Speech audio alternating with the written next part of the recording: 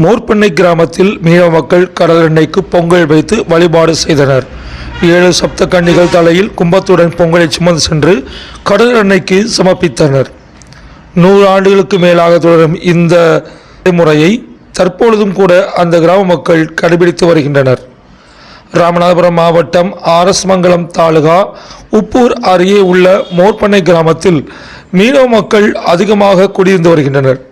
இவர்கள் ஆண்டுதோறும் கிராமம் சார்பில் தேர்ந்தெடுக்கும் 7 கன்னி பெண்களும் அவரது குடும்பத்தினரும் 30 நாட்கள் விரதமிருந்து தமிழர் திருநாளாம் பொங்கல் பண்டிகை அன்று கிராமத்தின் சார்பில் கடல் அன்னைக்கு கிராம தலைவர் தலைமையில் ஊர்காவல் தெய்வமான முனியா கோயிலில் இருந்து ஊர்வலமாக சென்று வழிபட்டு அங்கிருந்து ஊரின் நடுவே அமைந்திருக்கும் அருள்மிகு ஸ்ரீ ரணபத்ரகாளியம்மன் ஆலயத்தின் முன்பாக ஊரில் உள்ள 7 பெண்கள் குழந்தைகள் தேர்வு செய்யப்பட்டு அந்த சப்தக்கன்னிகளின் மூலம் ரணபத்ரகாளியம்மன் கோயில் முன்பாக 7 பானைகளில் பொங்கல் வைத்து படையலிட்டு வழிபாடு செய்து தொடர்ந்து கோவிலின் முன்பு வைத்திருந்த கும்பங்களை சப்தக்கன்னிகள் எடுத்து தலையில் சுமந்து கோவிலை சுற்றி வலமாக வந்து சிறிய படகு ஒன்றை ஊர் தலைவர் சுமந்து வர அதன் பின்பு சப்தக்கன்னிகள் கும்ப பொங்கலை சுமந்து கடற்கரை வந்தடைந்து கடற்கரையில் சில சம்பிரதாயங்கள் செய்து கடலில் 1 கிலோமீட்டர் தூரம் உள்ளே நடந்து சென்று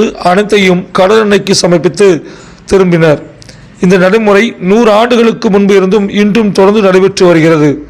கிராம மக்கள் சார்பாக கரகாட்ட நிகழ்ச்சிகளும் கிராமிய கலைகளும் நிகழ்ச்சிகளும் நடைபெற்றன.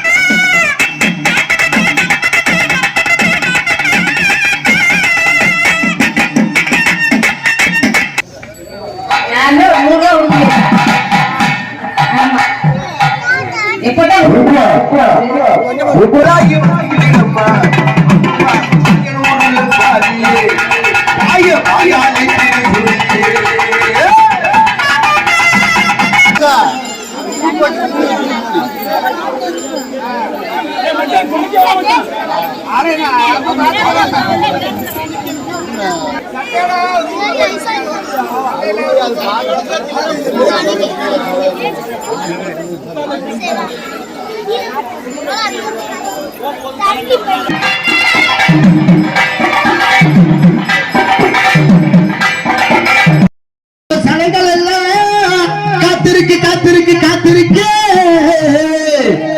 சன்னதியே விட்டு வர விட்டு வர விட்டு வர விட்டு வர